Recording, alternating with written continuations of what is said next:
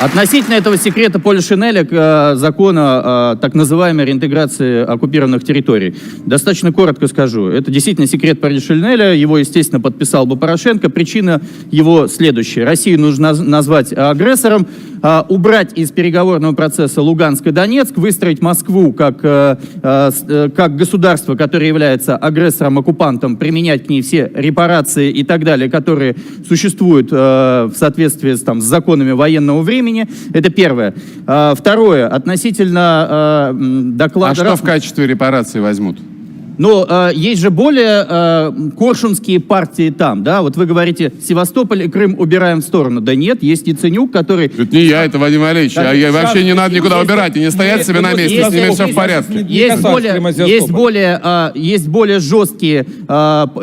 жесткая партия войны на Украине, которая призывает вернуть Крым в переговорный процесс. Это достаточно опасная вещь. Вы говорите о том, что слабый рейтинг у Порошенко. Я вам напомню, как в 96-м году мы избирали президентом Ельцина, у которого за полгода до этого было 3%. Поэтому изберут, если нужно будет, американцы это сделают. Более того, что происходит? Соединенные Штаты Америки, фактически, которые управляют в данном случае с Киевом, продолжают давить на Россию, выбили весь переговорный процесс Волкер-Сурков, выбили ситуацию Минска-2, и у России остаются два пути. Именно у России остаются два пути. Первое. Уходить из Донбасса и фактически передавать это на международный мандат определенным образом. Критиковать таким образом, что они не могут урегулировать ситуацию, определенным образом провоцировать территорию Донбасса, но это будет, скорее всего, военная история. И второе, действовать и ждать кампании 2019 года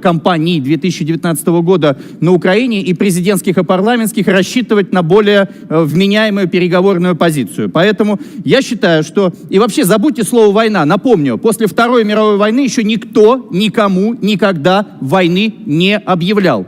Это не война. Все войны происходят немножко другим образом. Мы все это отлично понимаем. Иными словами, Украина сделала серьезнейший шаг к юридическим вопросам. Сегодня был подан иск по морскому праву.